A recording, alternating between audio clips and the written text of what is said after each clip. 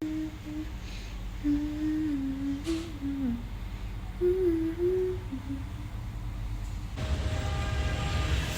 this is the treatment I did, the Pro Mineral. Only the shampoo though, but the treatment is over there. Wow. Okay, yeah, I know. I saw there wasn't a lot of chemicals. There was no sulfate, nothing. And this is so cool. This is marijuana also treatment.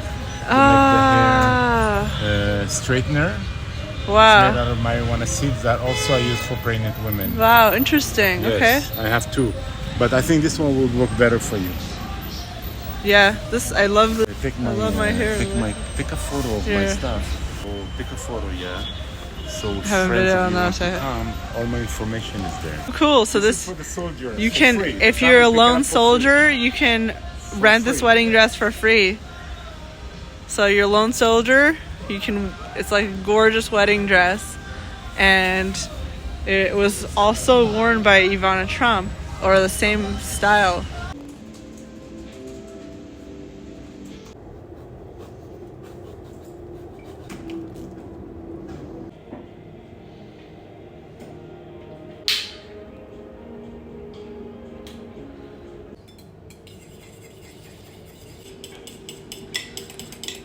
Corrupting women all over the world. I know. So tonight we are making hot chocolate souffle. My face looks crazy. We're making hot chocolate souffle. No sugar, no flour actually. So it's really simple. It's just bittersweet chocolate, like 90% cacao, with almond flour, eggs, and dates. What else is in here? That's it. Almond flour, eggs, dates, hot water. You have to whisk the eggs first so it becomes fluffy, and then you put it in there. So that's how we'll have our chocolate. Andrew loves chocolate. This is what they did before they had mixers. Right, I'm actually really surprised at how good it came out. So we're gonna pour some hot water in here and mix it, and then we'll pour the egg whites in like little by little. All right, so it calls for like this much of boiling hot water. I think that should be good enough. Just to melt the chocolate. I think that looks good. There. Melt the chocolate. I'm gonna take the fork that we whisked the eggs with and mix the chocolate in the hot water. Yeah, it's mixing so nicely. There's hot chocolate and almond flour, a bit of salt. I'm gonna throw in some date mixture. It's gonna be like the healthiest hot chocolate souffle anyone's ever tasted. And the dates will be already pre-crushed because this is 100% dates right here. It's called Ceylon, 100% dates. Nothing else is in there. So we're just gonna mix some of that in there for sweetening. And then we're gonna throw in the egg yolks. Oh, and we also have to throw in we'll throw in one egg yolk in here, and then we'll throw in the egg whites in. And I love doing this with dates because the dates makes it like so much browner. So it just blends in with the chocolate.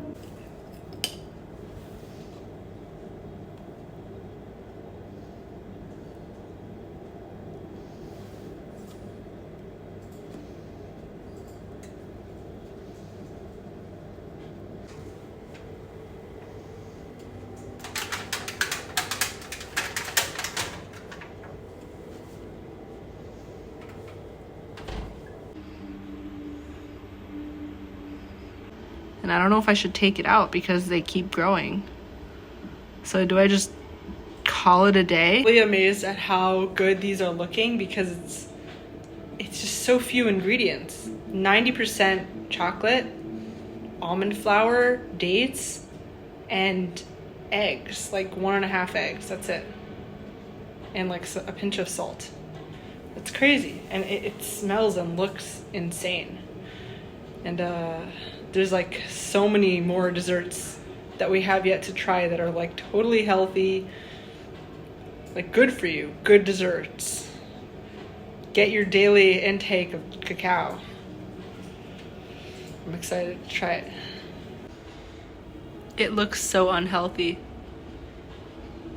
Ah, it's going back in. Shrinking? Yeah.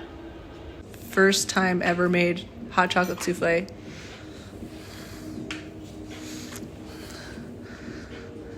Oh wow. Look at that. Wow. It's like gooey.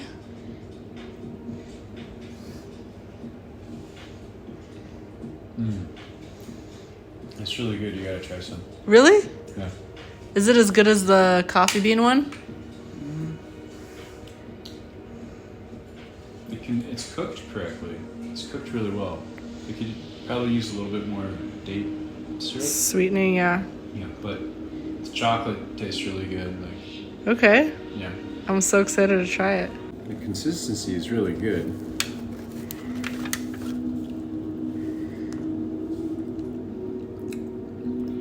Oh, yeah.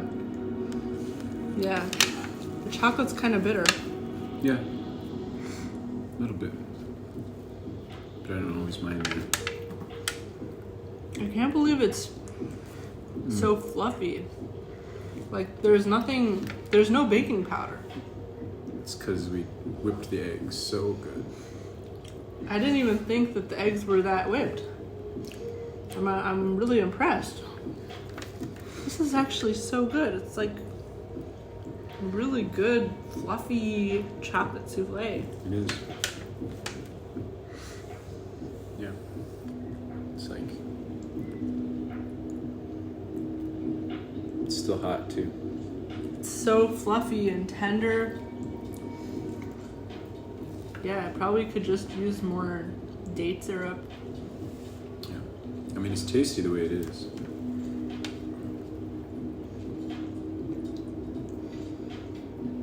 I love that hot chocolate fudginess. Yeah. Came out really good. Yeah? Yeah. So happy. Do you think I could use more like chocolate?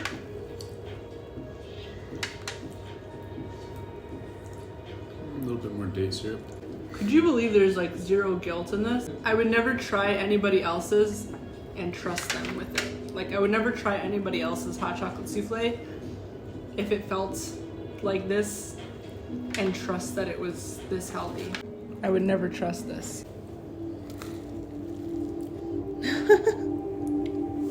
It's pretty good.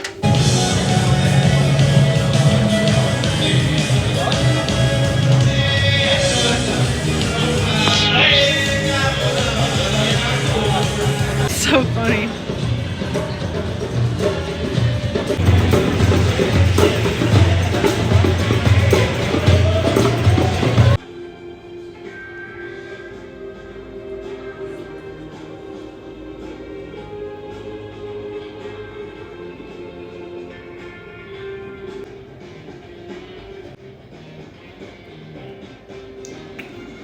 It's a movie as Bruce Willis, Gary Oldman. Gary Oldman's great. What's that one guy? Not Chris Rock, the other guy. Eddie Murphy? No, in the movie with Jackie Chan. Will Smith? Can you understand the words that are coming out of my mouth? Yeah. What's that guy's name? Denzel Washington? No, the opposite of Denzel Washington. I apologize to Denzel Washington. Chris Tucker. Oh, Chris Tucker. Chris Tucker. Chris, I'm so sorry. I wouldn't like to disturbing your family. Chris Tucker. Chris Tucker. And Mila Jovovich. But we just actually missed a lot of this movie, so. Okay, sorry. New outfit check.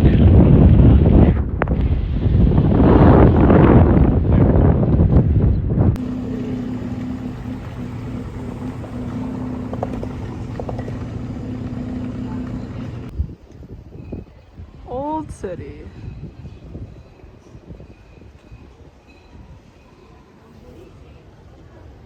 Very, very, very good looking man. What are you thinking about? What's up, you guys? So it's actually March 15th, the Shabbat of Purim. I'm filming this on Shabbat, Saturday. Yesterday was like the Purim. It's like a Jewish holiday, and it's basically like Jews get all dressed up and they party, they drink, they have fun. They give charity, a lot of charity. They give a lot of gifts to each other. It's just like this Jewish holiday. And it's actually the most fun Jewish holiday, in my opinion, especially in Israel and especially in Jerusalem. In Jerusalem, you get 3 days of this holiday because yesterday, Friday, and this is like, they say it's only once in 20 years do they get to celebrate 3 days of this holiday, because Jerusalem has a special second day of celebrating Purim. It's called Shushan Purim, so they actually celebrate it on the second day. So a lot of people will just celebrate both for fun. But in Jerusalem, you have Friday, which is yesterday. Today, Saturday, you can't really celebrate Purim today because it's Shabbat. You can't do all the stuff that you would do on regular Purim. So they add on another day of Purim, which is tomorrow, Sunday. So basically this whole weekend is like a fun, crazy party weekend in Jerusalem. Everybody is like walking around in costumes. I should really try to film some. I'm gonna try to film some tomorrow. If you don't see it in this video, I'll try to get it in the next video.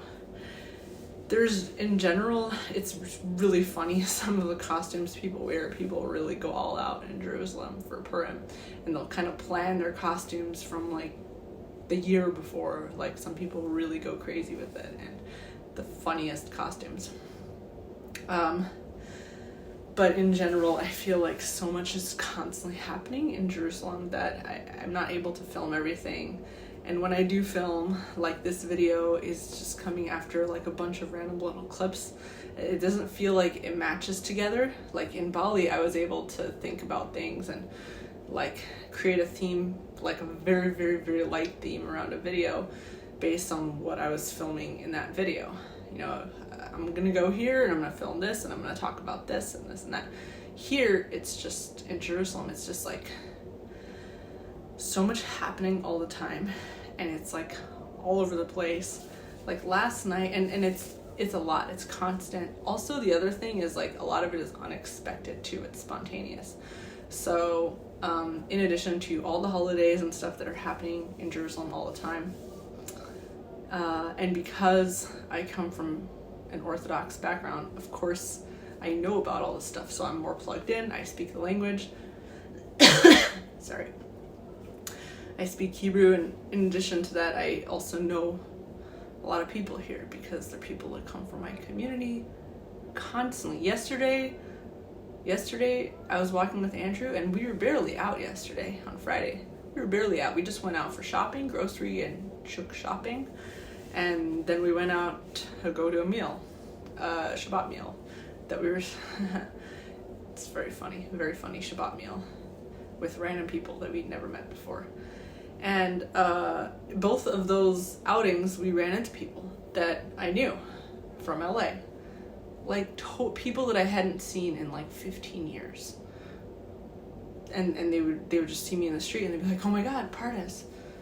And I'm obviously pregnant, like hugely pregnant, and I am with this big gorgeous guy who's my husband, that I'm calling my husband, and I also don't look Orthodox. I'm not covering my hair. I'm, wearing like kind of a short, tight dress type of thing. Or yesterday when the grocery store, I was wearing pants in the shuk. The shuk is like the outdoor market here. It's like a bazaar. So it just feels like crazy whirlwind. I haven't been around these people for like 10-15 years. Like, I haven't seen any of these people. Like, I come from the Orthodox Jewish community, but at the same time, my specific community that I was raised in was a Sephardic Orthodox community. So It was like a very, very, very niche community where I wouldn't see these people if I hadn't gone out of my way to like look for them. So to see people from my specific niche Jewish community from LA is crazy, and to see them constantly. I'm seeing people constantly from that community. They're just everywhere I go in Jerusalem, and they're just happen to be visiting yesterday, the day before, a couple weeks ago. I'm seeing relatives, I'm seeing children of people that I know, children that were like babies the last time I saw them, and now they're like studying here or in some kind of volunteer program here or something like that. So many, and a lot of people are just moving here. A lot of people from my old community are moving to Jerusalem. So one thing that I've learned is that I really can't go outside looking like shit. Looking like shit is only reserved for my YouTube channel. Only you guys are allowed to see me looking like shit. Because I just feel so comfortable on my channel because you guys see me all the time. So you see many different versions of me. What I don't want to happen is that I go outside looking like shit and someone sees me after 15 years and thinks that I just look like shit. And I'm like, no, I promise I don't look like this. This is just one snapshot of me. But there are times that I could look a little bit less shitty. And so you guys see that on my channel. You see a range because I just show all kinds of stuff on my channel. So that's why I just feel more comfortable to look like, you know, I'm in pajamas or whatever when I come on here. So, yeah, one lamentation I have is that I have not been really good with keeping up with my close friends that I've been keeping up with online, on WhatsApp, on Signal, on Twitter, on YouTube. I just have not been able to keep up with you guys that are with me in this journey, that have been with me in this journey more consistently, no matter where I am in the world, because I'm being pulled out by the IRL version, the IRL world that's out here in Jerusalem, which it's a good thing because I'm like getting out there and we're just going out constantly. We're seeing people, we're meeting people constantly without wanting to, without trying to. We're getting out there, and the stimulation is like over the moon. The opportunities are over the moon. The inspiration, the ideas are like limitless. I mean, I just feel an amazing sense of abundance, and I've said this in the past couple of videos about Jerusalem. It's insane. The energy is insane because people are coming here from the US in droves. People are coming from the US in droves, and I know they're coming from other places too, but at least for my communities that I knew about, they're coming here in droves, and it's the people that are able to afford to come here because it's very, very, very expensive. And they're bringing a ton of energy and excitement and optimism with them. And like, so it's just, so that's amazing. And at the same time, I feel like, yeah, I am losing time spent talking to the people that I would normally talk to on WhatsApp, Signal, YouTube, Twitter. So I just want to say I love you guys, and I can never ever stop talking to you guys. I mean, people, my internet community is my lifeline. Like, I love my internet community. You're my family, and I will always be back, you know. And so even if I'm having these periods of time where I'm spending more time outside, I will always come back here. And sometimes it's just a matter of time. It's a season. It's a season of me spending less time on my vlog, maybe. And I am, because I'm only vlogging once a week now compared to before. I was, like in Bali, I was vlogging twice a week. So this is a big change. But I'll always keep coming back. I'll never stop vlogging. I mean, I don't think I'll stop vlogging even after I'm a grandma and I have like no reason to vlog nothing else to talk about, I'll still be vlogging. I'll be like showing you my garden, and I'll be showing you my, I don't know, grandkids or something. I just love this. And I also love the peace that it brings me, because I like being at home and filming myself. I like this diary. So anyways, now that I did this whole ramble, I want to talk about the abundance aspect of like this whole journey that we've been doing. So as many of you guys know, Andrew and I started traveling almost 3 years ago. So almost 3 years ago, we both like found tenants to live in our places, in our homes. He was living in Minnesota, I was living in Texas. We both found tenants so we can rent out our places. We both got rid of a lot of our stuff and put our cars in parking garages, or left them with people or whatever. And we basically started traveling the world together. We spent almost 1 year in Colombia in South America. And then in between, we just like visited a lot of different countries in between. We spent about 6 months in Mexico. Again, countries in between, we kept visiting. And we spent almost 1 year in Indonesia, in Bali. And then after Bali, we came here to Israel, Jerusalem, which was really not expected because we were planning to go to Colombia after Indonesia. Why we went to Indonesia in the first place, Bali, because Ubud, where we were living in Bali, was a very health central place, very famous for people going there and becoming healthy, and for a really good reason. It's famous for a good reason, because we had been in Mexico prior to that. We had gotten really sick in so many regards. You know, there were just so many stresses from downsizing from our lives back in the US that about, you know, a year into our traveling, which is when we, about a year and a half, because we went to we lived in Argentina in between briefly. So about a year and a half into our traveling, we were just so broken down from the stressors of, you know, trying to get out of the US and get out of the stresses that we were dealing with in the US. And for me, it was like trying to get rid of my the stuff I was working on in the US. It's just, you know, a lot of stress and financial stress, and trying to get rid of all these things.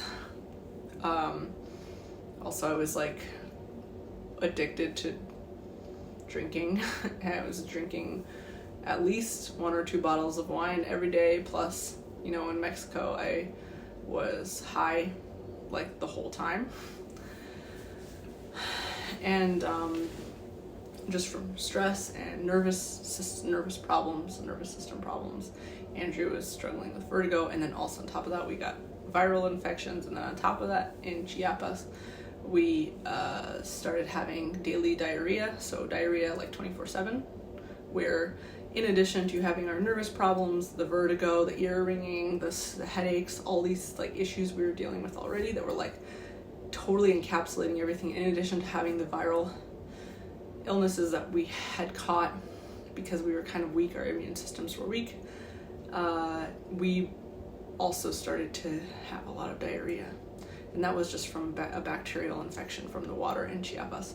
But we were just so weak already that was kind of like the cherry on top in Mexico. We just got so sick. And we couldn't walk, we couldn't do things. We had incredible friends in Mexico that we are so grateful for. That 2 of them ended up becoming the witnesses to our wedding in the monkey forest in Bali. They were online. But we were in a very low place inside of our brains mentally. And I actually was afraid that Andrew wouldn't make it. Like, I was afraid he wouldn't survive. I was doing a little bit better than him. I was afraid that he wouldn't survive. And there was a lot of anxiety and fear associated with that. We were at a really, really, really low point. And on top of that, I would have these crazy panic attacks, which I've just talked about so much in my old videos, but I would go into these really dark places, and it was a really hard time for both of us, and I really didn't think that we would make it, let alone be able to get pregnant, have a child together, get married, do all these things. Yeah.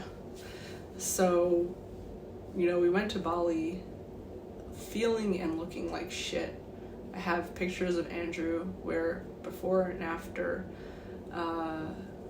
when we first started traveling versus when we finally got to Bali, with every ounce of strength that we were able to muster to travel. We stopped in Dallas, got rid of the rest of our stuff that were there. I had one condo left, I got rid of it, I sold it. I had a car, I sold it. Within the span of hours, we were in Dallas for a few hours. And for one day, 24 hours, something like that, actually. Within the span of hours, we met someone randomly and we hey, wanna buy my car? And we gave him a good deal and he bought it and done. Stopped paying, no car insurance, no parking, because they kept raising the fees on the parking storage and all these things, and got rid of all these little extra stressors, and then went to LA looking and feeling like shit. Met my parents. Andrew met my parents for the first time. Andrew was half of what he was when I met him. He was really, really skinny and scrawny, and he looked like he was gonna die, And then we went to Bali feeling like garbage and feeling like a mixture of hope, but also total despair. We feel oh my gosh, we're so lucky if we survive, but also we don't really see a big abundant future out there for us. We just see oh my god, I'm so lucky if we survive, if we, for me, I was terrified to be in a place where drugs were not legal, because I really felt completely dependent on recreational drugs, because I was I was just really terrified. How am I gonna survive? How am I gonna make it through my anxiety? How am I not gonna end myself? You know what I mean?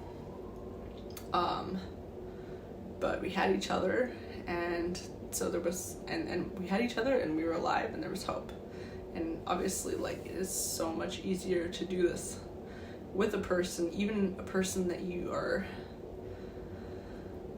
both struggling so much. It's not comparable to doing this alone, I think, for me, at that time at least. So, we went there and we spent almost a year in Bali. Andrew worked on a startup there, a medical startup, which I talked about. I actually did a video about it, which I'll include maybe below in the description. And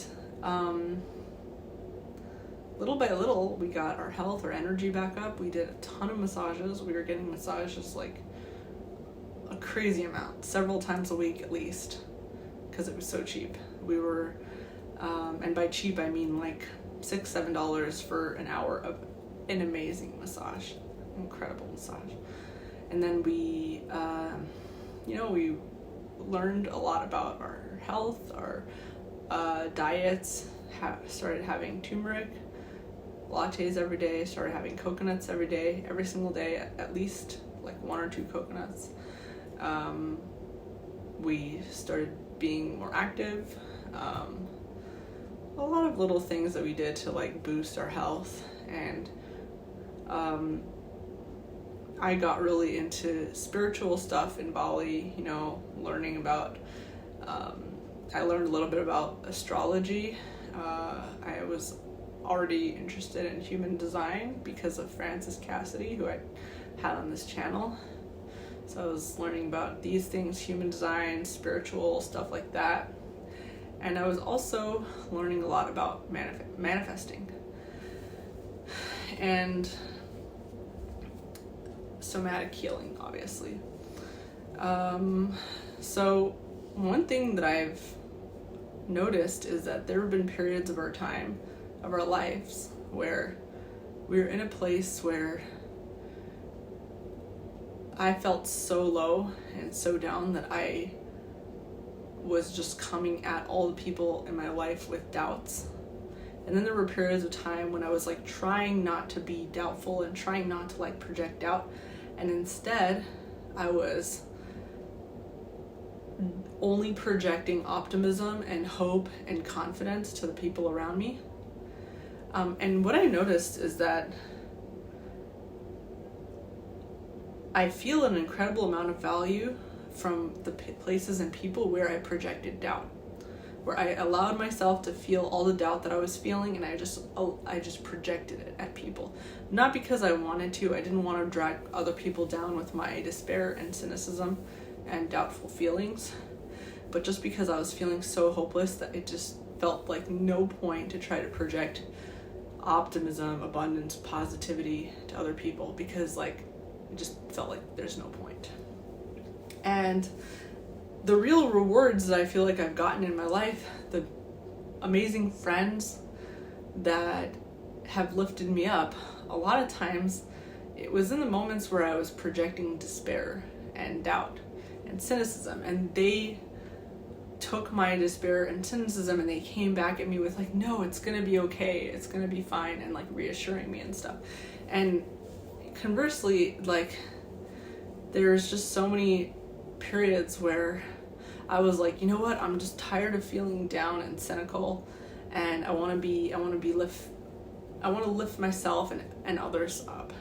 And I would like start being like that positive happy bomb that I wanted to see in the world. And instead what ended up happening when I would do that was the opposite of what I was going for, which was trying to lift everybody up and myself up together. But what often ended up happening was I would bring my happy bomb or positivity or optimism, and others would see that as a challenge to try and pick at it and then bring me down. And so I would attract the doubters and the cynicism. And what I realized is that I would much rather be a doubter in the presence of people who lift me up than to be the happy bomb in the presence of people that are like kind of sucking on my energy, you know? At least for a while, you know, in this stage in my life where I'm still growing and I'm still like, I feel very vulnerable to energies of other people, and I feel like, you know, everybody needs to be lifted up. We're all children at heart, and we're all like growing children, and we all need somebody who looks at us fall, sees us falling on the floor, and says, it's gonna be okay. You know, we're all like little children, like, you know, when a kid falls and the kid looks at you, the adult, and is looking at you to see how you're reacting. Are you gonna scream bloody murder because you think that something's bad is happening? And then the kid knows to cry if you're looking really scared, right? Or are you gonna reassure the kid and say, oh, it's okay, here, let me come and kiss your boo-boo? Like, you know, or, you know, maybe is there for the kid's feeling, but isn't straight up panicking. You know what I mean? So like we all need that. We all need someone in our lives that says, it's gonna be okay, keep doing what you're doing, go for it, you're gonna succeed. Like here in Israel, people pay a lot of money to mikubalim, to Kabbalists. In Bali, people pay a lot of money to coaches. All over the world, what very, very, very successful people need more than anything is often just someone who is there consistently telling them that things are going to be okay and that their ideas are okay. Oh, you want to do this business investment, you want to do this thing, you want to try this thing that everybody is telling you is crazy. Well, I believe in you. I think you're not crazy. I think you're going to be successful. oh, like, you know, you just got out of a breakup or a divorce, or, you know, you just lost all your money, like, and it feels like everything's not going to work out. It feels like you're going to die in a ditch somewhere. Well, I believe in you, and I think that you have an incredible future ahead of you, and you're going to be okay, and I'm here. I believe it, and even if you doubt me all the way, I'll believe in you. You know what I mean? Everybody needs that. We all need someone who believes in us and believes in our future and our ability to be happy, just because, like, it's just human nature. We all need it, and a lot of times we didn't get it as children, and maybe we did get it as children, but it got collapsed along the way because most people around the world are not swimming in abundant energy. Like, most people that you meet are going to be poor. I mean, most people that we meet are poor, or around the world, you know. In Jerusalem, it's been very different. In Jerusalem, I feel like we are just surrounded by abundant energy. If I go outside and I'm like most people that we meet here, if I go around and I'm like, oh, like, my life is shit, and I just feel like everything's gonna go to shit, everything's gonna be bad, and like, or if I just project doubt, like, oh, you're working on this thing, that's kind of stupid. Your project that you're working on is stupid, or your business that you're working on is stupid. Like, what are you doing that's stupid?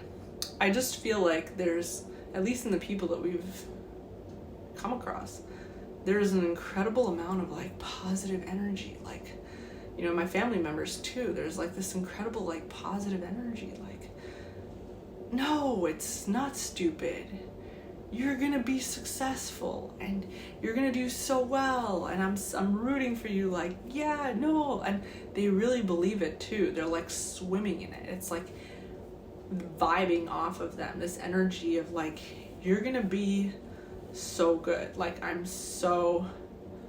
believe in you. I have so much faith in you.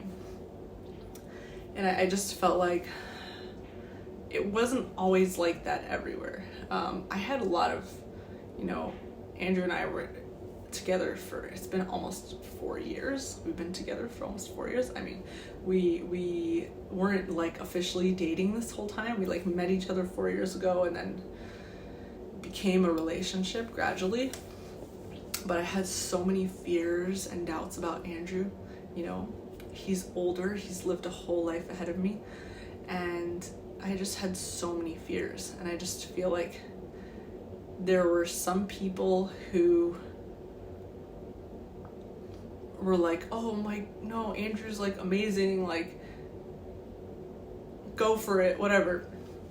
You know, but most people mirrored my fears, and it wasn't bad. They were validating my fears, you know. Most people, and on Andrew's side too, most people were just not optimistic at all about our relationship being something that's going to work out. I just felt most of the world was like I felt like I had to keep moving along, like, in spite of the world, because if I let my doubts stick with me too long, like, this would all end, you know, because most people were very pessimistic, you know, doubtful of us being able to go anywhere with it. And you know, they saw something that was real, which was, like, we were really, really, really struggling. As a couple, we were struggling. As humans, we were struggling. We were both in, like, really not good headspaces, you know, and we were also both very sick, physically sick, and mentally. You know, I was having my freakouts, and what I realized is, like, as someone who spent so long doubting and feeling just in my most cynical state of mind, it really, really pays to surround yourself with people who believe in you and who believe in your future, you know, and nobody else. Find yourself a Kabbalist, a coach, a rabbi, a astrologer, a human design interpreter, someone who is consistently going to be in your corner, a therapist maybe, although therapists, I feel like, you have to find a good one. You have to find a good everything.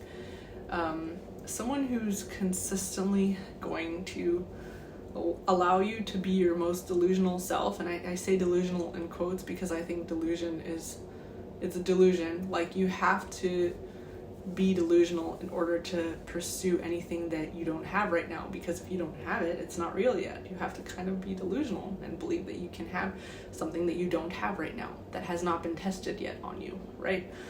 You have to be delusional in order to manifest things that have not happened yet, to bring into reality things that are just an idea right now. So, and you also need the kind of people that will allow you to be delusional. You don't need reality checks. You don't need someone who's like, girl, I'm just trying to bring reality into your situation. You don't need that. You don't need to be realistic. Because unless you like where you're at in life, if you love where you're at in life and you think that your life is awesome and perfect right now, actually,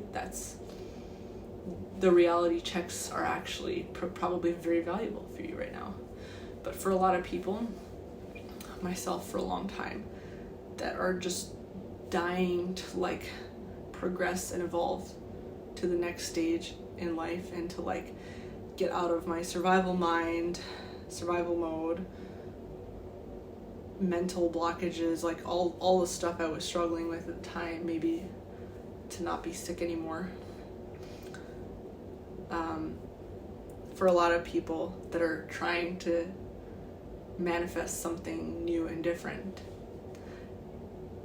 you kind of need the people in your life that are a little more open-minded, that are not going to let you stay stuck in your realism, that are going to let you be delusional, let you wish for things that you don't have yet, that you maybe seem crazy for someone like you right now. Oh, I want to marry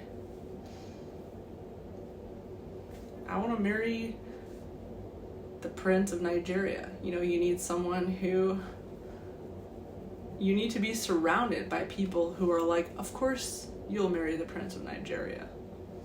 Of course you can have it. Someone says, I want to be the CEO of a bank, or I want to own a bank in Singapore. And instead of laughing at that person is going to need to be surrounded by people who are like, of course you can do that, even if he himself is doubting himself the entire way and doubting everybody. We all need this to grow, and you shouldn't tell yourself, oh, I'm not a very positive person, so I should surround myself with people that I deserve to be around, which are also doubtful people. You're not going to go anywhere that way. You're going to stay where you are. Most people do stay where they're at. Most people in the world are staying in one place their whole life, and that's how the world moves. And the people that succeed, those very, very small 1%ers, are usually the people that are able to move and weave between those people. You can see in my book, House Hackers Anonymous, we talk a lot about that, about mobility, financial mobility, being able to leverage the fact that most people are going to stay stuck in their worldview, in their situation, financially, in their cultural situation, in their paradigms, forever, for generations, for many, many, many generations. Most people are going to be stuck in their little pockets of how they live and think for many, many, many generations. If you can have a little bit of flexibility, you can leverage all these markets against each other. You can become very, very, very wealthy just by learning to leverage things. Don't let yourself be stuck by the same things that plague you. If you are a very doubtful person, you don't have to be surrounded by doubtful people that are going to make you just more doubtful. You can surround yourself, you can intentionally choose to surround yourself with people that are much better than you. You should always surround yourself with people that are, in your eyes, have much more of the thing that you want. I want to be wealthier. Surround yourself with people that are much wealthier. I want to be more mentally stable. Surround yourself with more mentally stable people. A lot of the people that we've been meeting here from my old community, 30 years ago, these people were like poor. They just came from Iran or Iraq or whatever, Syria, whatever like communities they came from in the Middle East. And they were just like dirt poor. They're receiving charity, and like now they're, you know, they got their families, some of them have grandkids. And it's crazy, like it's really cool to see. And I don't think that they achieved that by looking at themselves in the mirror 30 years ago and saying, well, I'm poor and struggling and like kind of looking and feeling like shit, and I'm just gonna like surround myself with people like that because that's what I deserve. You know, I think these people like intentionally attached themselves to people that they thought were better than them, and then grew into that, you know, each step of the way. And that might change for you every single time. Like what you look up to might change every phase in your life. It might be that right now I look up to people that are in this certain type of community that are like into this certain set of brand names, and then I might grow out of that. I might like not care about that anymore in a few years, and then that might just become natural and intuitive to me. I might have already mastered the style and I'm already bored of it, and then a few years later I might be on to a more exciting thing to me. It's okay. It's really okay, and you don't have to stay stuck unless you love the paradigm that you're in, unless you feel, personally, I have always been power hungry. I've always been driven by wanting more and wanting to be more powerful and wanting the world at my fingertips. Even as a little kid, I used to go around telling people that I just wanted everything. I wanted the world at my fingertips. I wanted to marry a king. I would tell everybody I want to marry a king. Even now, I'm not embarrassed to tell people that I view my husband as an effing king. Like he can exist beyond any country, any paradigm. He can build anything. He can take over any goal that you put in front of him. You know what I mean? Anything that he wants to do, really. And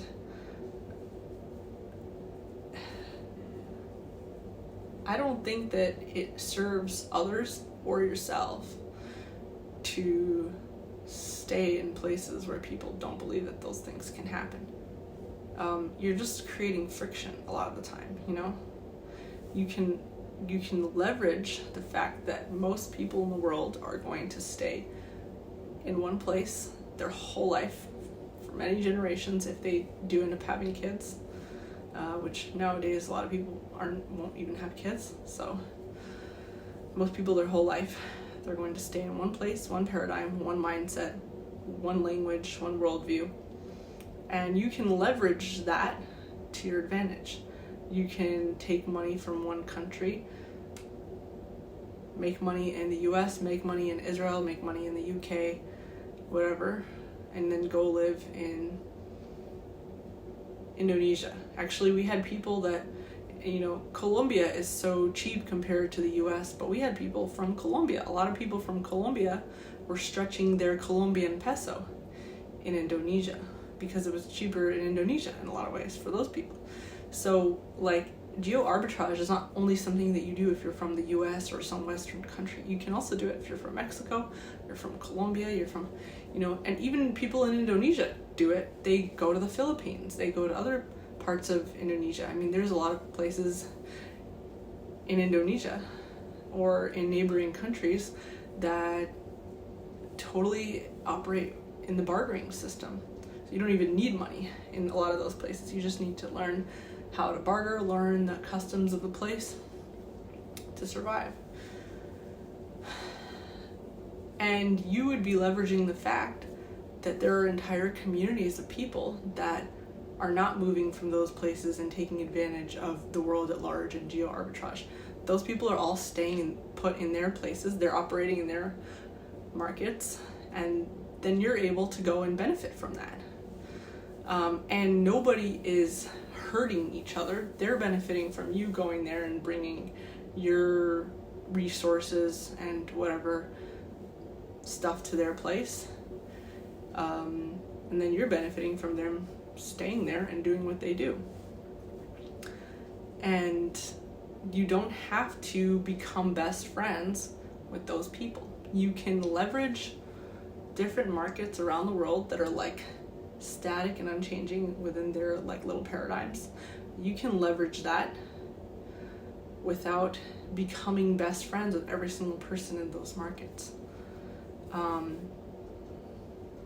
You can leverage that without those people's static worldview affecting you, you know?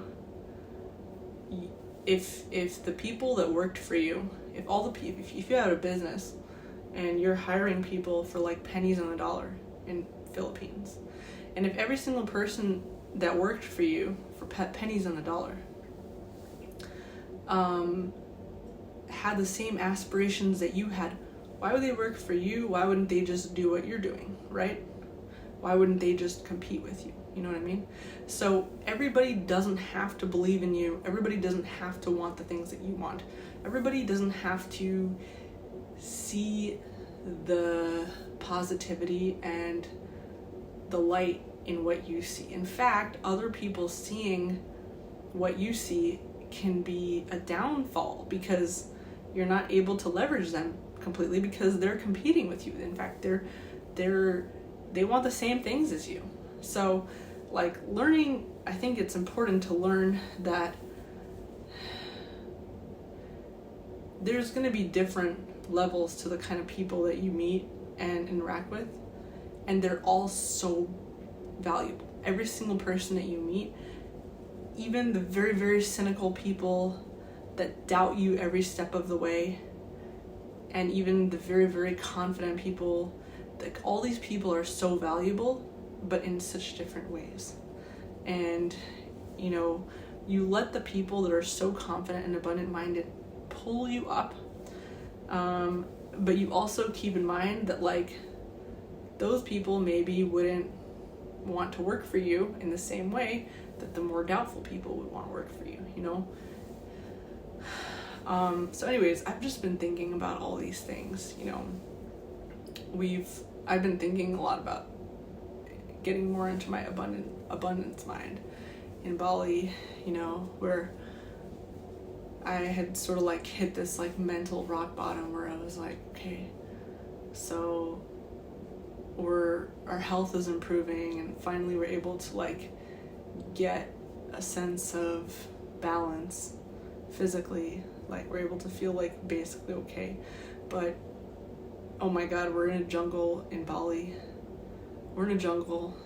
It doesn't feel like we're going anywhere. It feels like everybody here is just like lounging by the pool all day and like not really moving anywhere. You know what I mean?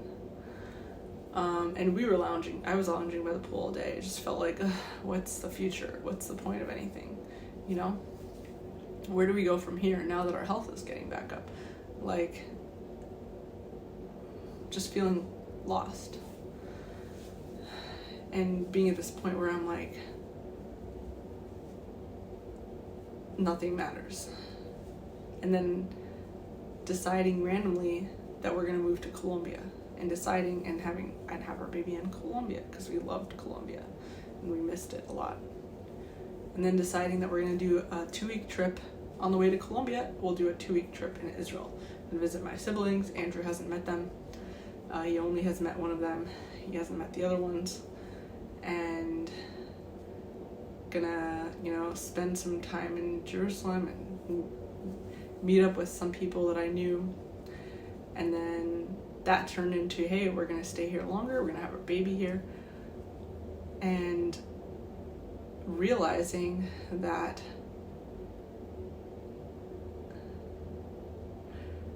there's so much of the abundance and confidence and optimism in the world that we had maybe been lacking. There's so much of it that think we really need it. People that we can project our doubts to, and then they can come back at us with, no, it's gonna be okay, because those people are okay, because those people are on their way up, not down. And as something you notice is like, when people are kind of on their way down, you come at them with your doubts, they're gonna return to you with, hey, I agree with you. I'm doubting too. I'm on my way down also.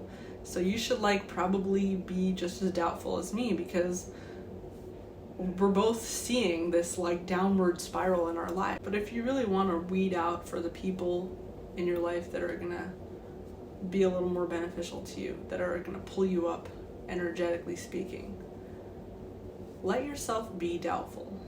I would say allow yourself to be doubtful, and then watch for the people that turn your doubts into confidence and strength. Let yourself project doubts to like the people you meet, project the way that you feel to the people you meet, and then watch for the way that people respond to your doubts. If you cry, if you're the little kid that's crying, and then the people around you are like freaking out and panicking because you hurt yourself, and then you're panicking even more by being around them, maybe those people are on their way down because they're seeing you crying and hurting, and they're projecting from their personal lives that, wow, there's even more down that you can go because I'm on my way down too. So there's going to be those kind of people. And then watch out for the people that respond to your doubts with positivity, with confidence, with abundance, with it's gonna be okay. Let those people shower you with positivity. And those people might be on their way up. So like really watch out for those different kinds of reactions. And then you'll know what each of these people are gonna serve you, how each of these people are gonna serve you. You know, the people that are on the way up, that are showering you with positivity, maybe you want to treat those people as more like mentors in your life and stick to them, follow where they're going. Even if they don't physically benefit you in any like tangible way, they don't invest in your project, they don't talk to you, they don't spend time with you, you know, they don't invite you to their house, they don't give you anything. You might absorb some of their going up in life energy, you know. They're becoming more of what they want in life. Maybe they're becoming wealthier. Maybe they're growing their families. Maybe they're becoming happier in what they like. Maybe they're self-actualizing and doing what they always wanted to do. They're becoming really into their hobbies that they really like, into their interests. And then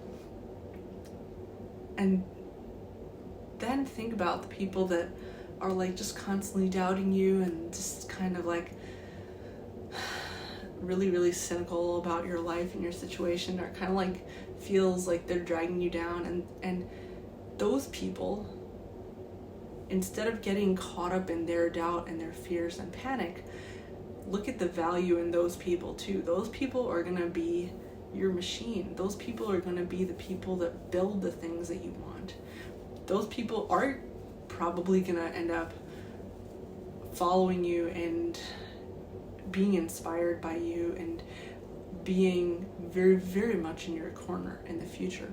You know, those people are what you are right now. Those people are showering you with their doubts, instinctively looking for reassurance. They're looking for you to shower them with positivity.